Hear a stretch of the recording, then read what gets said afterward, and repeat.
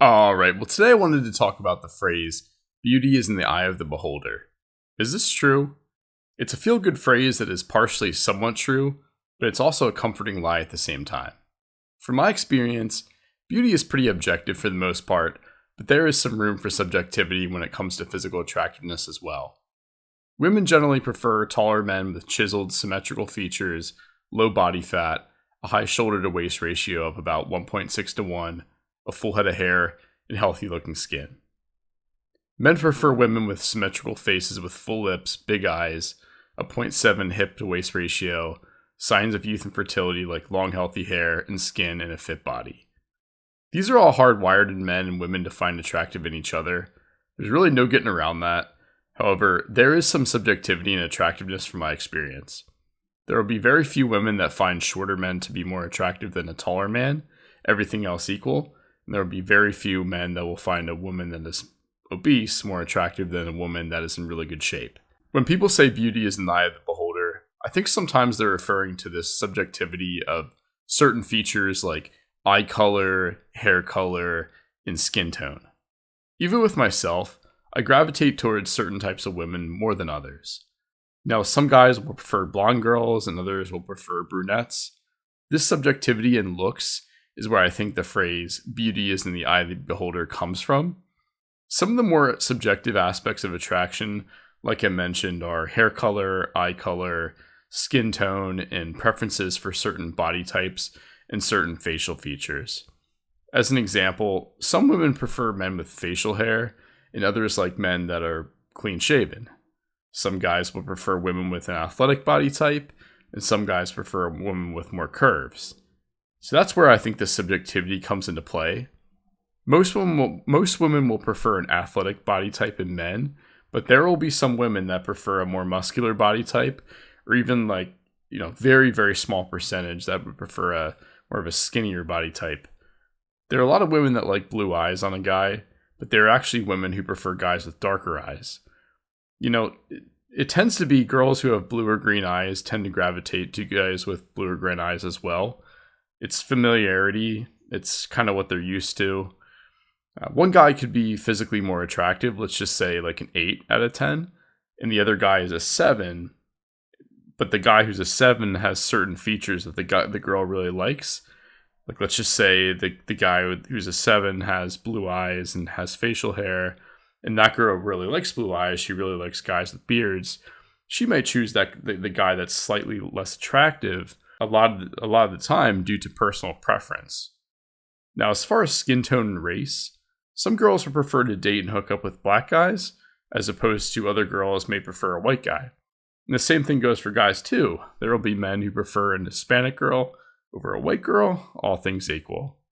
I also think your upbringing has a lot to do with your subjective preferences. Let's just say you may have grown up around a lot of Hispanic girls, and that's what you've been accustomed to, growing up and throughout your life. You tend to try and date Hispanic girls over girls of other races. Vice versa, a girl may have grown up in a predominantly white area, and she finds white guys to be more physically attractive. This is really the range of subjectivity that I think people are talking about when they think of the phrase "beauty is in the eye of the beholder." To give you two examples, I was at a party my freshman year of college, and there was this Indian girl that I found to be super attractive. My friend had said that he doesn't find her attractive at all.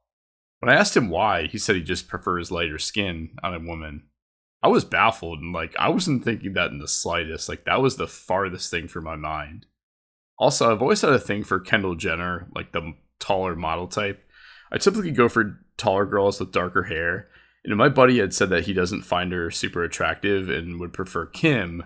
So it's definitely interesting. I think the phrase beauty is in the eye of the beholder really comes into play when you're comparing two people of a similar attractiveness. Now, outside of this subjectivity for certain aspects of beauty, I think the phrase can be misused a lot as it's a very comforting phrase. So your parents and your friends may say this phrase to you when something doesn't work out with a significant other, or maybe you got rejected by a crush, and they're telling you this as a way to comfort you in the moment. That's where I think this phrase can really be misleading. So let's just say you ask a girl out on a date, or you ask a girl to prom, and she tells you no. So you might go to your mom and tell her what happened. You're really upset. And your mom, thinking the world of you as her son, may say, "Oh, honey, don't worry. You're very handsome. I think she's really missing out. Don't worry, beauty is in the eye of the beholder." And vice versa. You're a girl and you get dumped by your boyfriend and you're really, really upset. You're crying. And your dad, thinking the world of you, you're his daughter, comforts you and says, "Honey, you're the apple of my eyes. You're the most beautiful girl in the world. That boy's an idiot for passing you up. Just remember, beauty is in the eye of the beholder." You might be having a conversation with a good friend and you're talking about how attractive you think someone is. And they may say a certain person is a 7 as an example, and you say they're an 8 because you may like blonde girls and your friend may like Asian girls. And that's when your friend says something like, "Oh, yeah, beauty's in the eye of the beholder."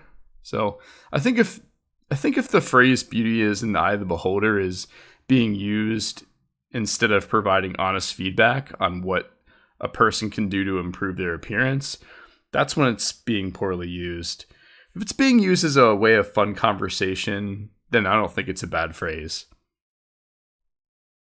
I think as a rule of thumb, from my experience, the more you improve your appearance, the more people will generally find you beautiful. And when you don't take care of your appearance, much less people will ever find you beautiful. Well, that's my take on the phrase "beauty is in the eye of the beholder." If you have enjoyed this video, feel free to give it a like. Feel free to comment down below your thoughts on the phrase. And feel free to subscribe. Until next time, take care.